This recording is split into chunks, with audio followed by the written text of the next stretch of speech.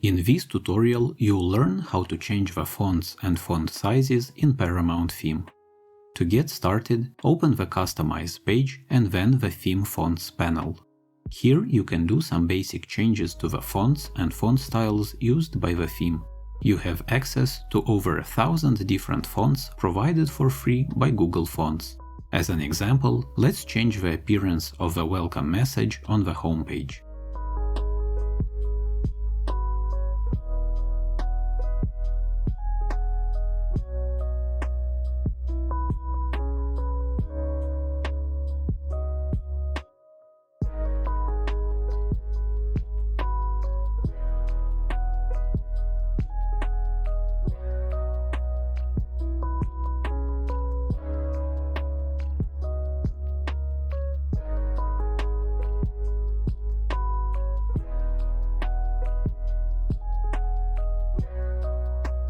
The Theme Fonts panel is supposed to handle basic changes. If you would like to make extensive changes, you might have to write some custom CSS code.